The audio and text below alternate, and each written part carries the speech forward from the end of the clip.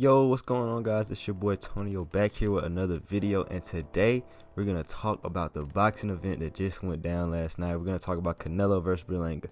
Now, before we jump into the Canelo versus Berlanga fight, we're gonna talk about some fights that happened on the undercard and even one that happened on the prelims. The ones that we're not gonna cover are the Rolly Romero fight. I'm sorry if you guys are Rolly fans, but I did not watch the fight live. I will be watching the fight back, but you guys down in the comments let me know how you guys felt about the Rolly Romero fight. I heard it was underwhelming. I do know he won by unanimous decision. I think all judges had a 99-91. It was a 10-round fight, but we will not be covering that one. And the Lara versus Garcia fight we will not be covering, but I do want to touch on it really quick. It was sad to see Danny Swift Garcia go out like that, due to inactivity, jumping up those weight classes to 160 and quitting on the stool, man, getting knocked down. It's tough to see, but shout out to Lara at 41, man, world champ. But I hope Danny Swift Garcia, if he does come back, it's not at 160, and hopefully he's active. But man, he really can retire, man. I heard he's really big into real estate, so hopefully he can continue on that path. But those are the two fights we will not be talking about. But we will be talking about three fights today. We will be talking about Fulton versus Castro, which was my favorite fight of the night. Well, the next one we're going to talk about was a favorite of mine too, but I'm a really big Fulton fan. As you guys know, I covered his last fight against Inoue in Japan. I think that was my first boxing video on this channel, so that just shows how big of a fan I was of Fulton and how much potential he had. Now listen, this was a really good fight. If you guys don't know, Stephen Fulton, champ at 122. I think he was unified champ at 122. If I'm not mistaken, he was unified. Yeah, I think he was unified champ. If not, I'm pretty sure though. If not, he only had one champ. He was a world champion at 122. He beat some big names, and then he took on Inoue in Japan, and he got stopped in the 7th or 8th round, I'm pretty sure. But yeah, he was a top guy. He was pound for pound, probably around the top 15ish, 14, 13, 12ish. He wasn't top 10 on anybody's, but he was around the top 15ish. So winning that fight, he probably would have jumped up into like a top 8, top 7, 6, 5, something like that. But he ultimately took that loss against Inoue, and he's been out of action for a long time. So this was his first fight back since losing to Inoue in Japan. It's at a new weight class at 126 versus Carlos Castro, who is a very tough opponent. He's ranked on all but one sanctioning body. Same as Fulton. So he's coming back and facing a formidable opponent who has power, whose only losses were to Brandon Figueroa, who Fulton fought in a tough fight, and Luis Neri, if I'm not mistaken. Now, Carlos Castro's ranked 13th on WBO. He's not ranked in the IBF.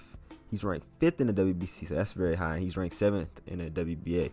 So he was a guy that's ranked on all the sanctioning bodies except for the IBF. But, and like I said, formidable opponent.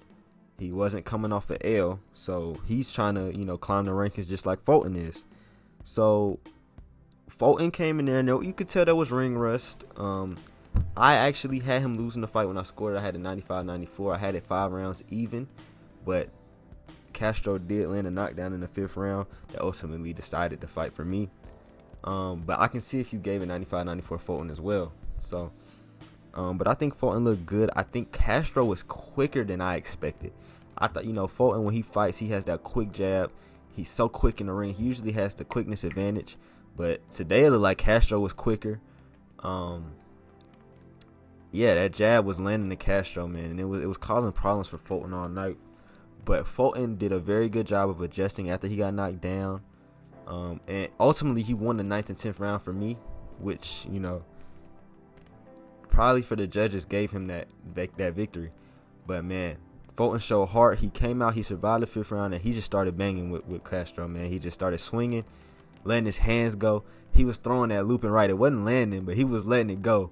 And he was touching up with Castro a lot. He doesn't have a lot of knockouts. He only has 8 knockouts in his career, so we weren't expecting a knockout. But it was a really tough fight, and I'm excited to see what he does at 126.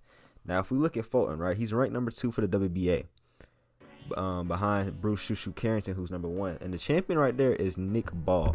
Now, if you guys don't know Nick Ball is a very tough opponent. Nick Ball fought Ray Ford for the championship, beat him in a close decision on the Matchroom versus Queensberry card.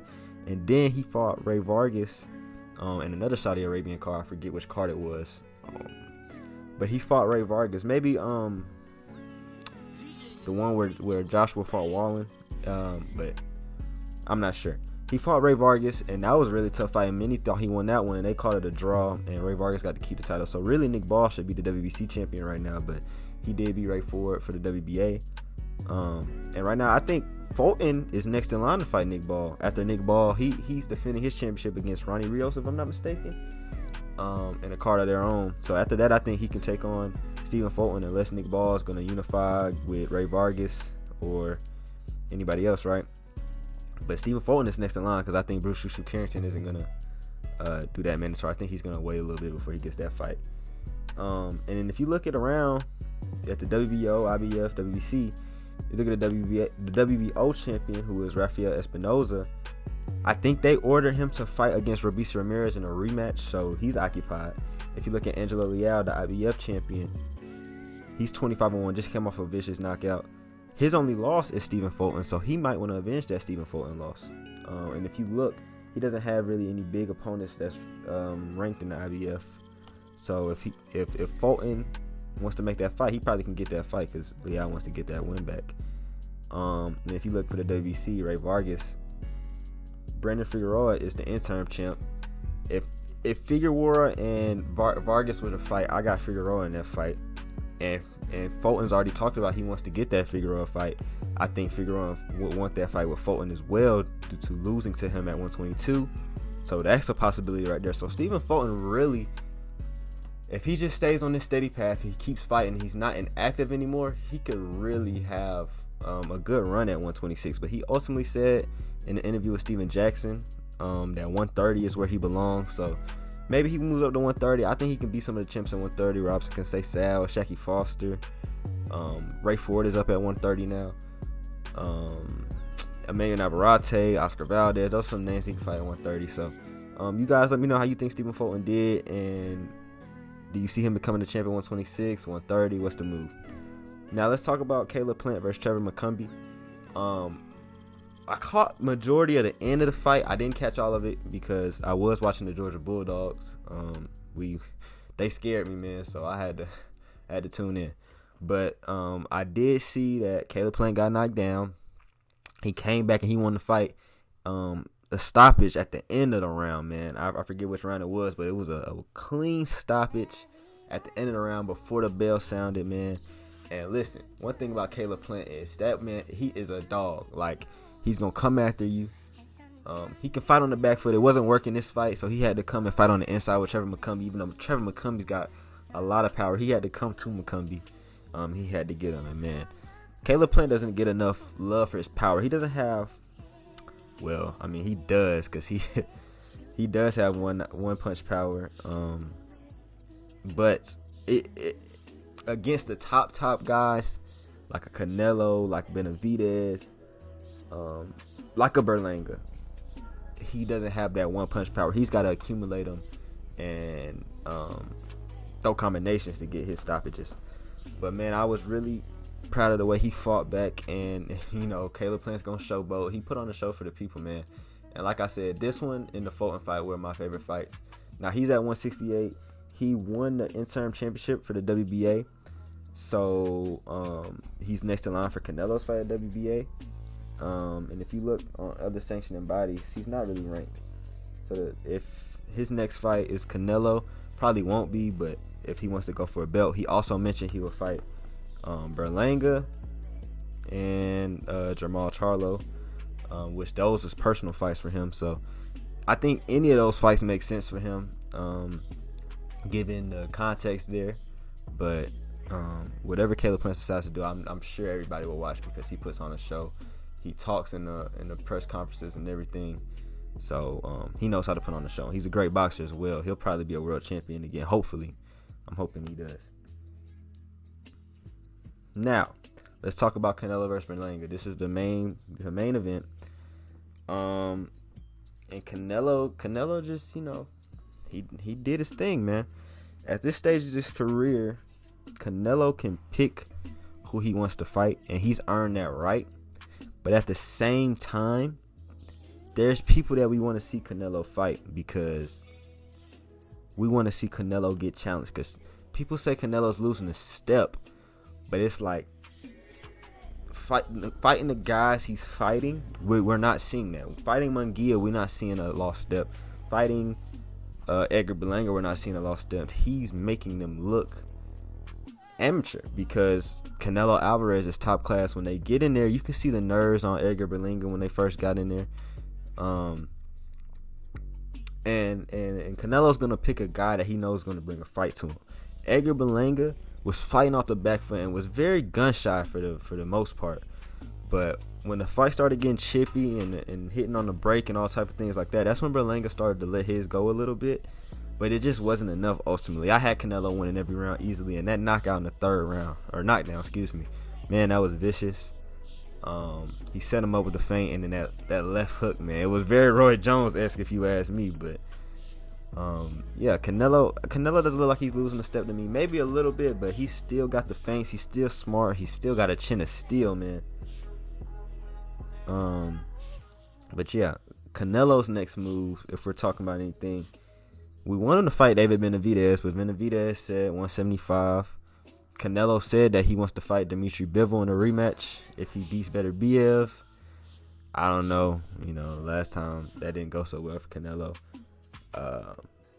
Knowing Canelo, he'll probably pick. This is my opinion. I think Canelo will pick probably Diego Pacheco,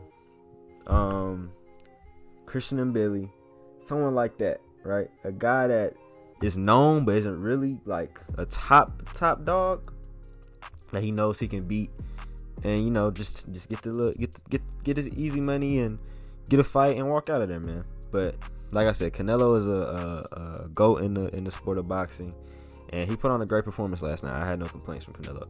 As far as Edgar Berlanga, man,